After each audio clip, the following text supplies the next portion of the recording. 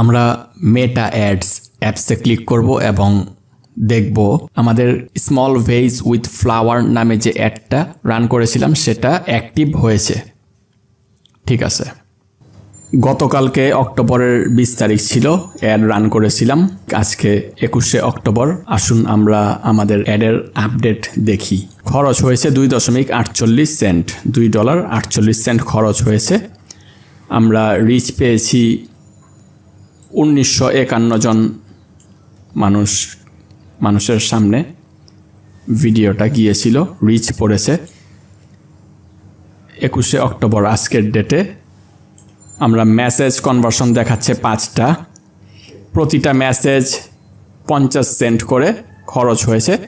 এই খরচটা আস্তে আস্তে কমে যাবে, এটা হয়তো 10 সেন্ট 12 সেন্টে চলে আসবে। এক্ষেত্রে একটু সময় দিতে হবে রাইট অডিয়েন্সের কাছে পৌঁছানো পর্যন্ত। ধীরে ধীরে অ্যাড কস্টটা কমতে থাকবে। আমরা হোম বাটনের সাথে যে বাটনটা আছে আইডিয়া বাটনে ক্লিক করলাম এবং এখানে দেখা যাচ্ছে যে রিকমেন্ডেশন টার্ন অন করে দিচ্ছি। এটা হচ্ছে turn on automatic adjustment to automatically optimise camping performance automatically optimise করার জন্য আমরা এটা অন করে দিলাম এবং ডান দিয়ে বের হয়ে আসব। এরপর সেটিংস বাটনে ক্লিক করে দেখি, এখানে আমরা এনাবল অটোমেটিক অ্যাডজাস্টমেন্ট বাটনটা অন করে দিলাম। এটা অন করে দিতে হবে, তাহলে সব কিছু ওই অটোমেটিক অ্যাডজাস্টমেন্ট থাকবে। আচ্ছা, নোটিফিকেশান বাটনে ক্লিক করে সবগুলো বাটন ক্লিক করে করে দেখতে হবে, কোনো এডিট মডিফিকেশানের কোনো অপশন থাকলে এডিট মডিফিকেশান করে দিতে হবে, আপডেট করে দিতে হবে। সেটিংস বাটনে ক্লিক করে দেখি এখানে কোনো কিছু করার আছে কি না।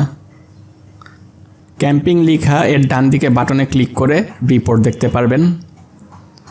খুব সিম্পল, অনেক ডিটেইল রিপোর্ট দেখা যাবে না এখানে, তবে দেখা যাচ্ছে 5টা মেসেজ, ডলার বাজেট 4, তারপরে সিপিসি কত, পারচেস রেট, মোটামুটি রিপোর্ট একটা দেখতে পাবেন। ইমপ্রেশন দেখাচ্ছে, রিচ দেখাচ্ছে, অ্যামাউন্ট স্পেন্ড কত, কস্ট পার রেজাল্ট,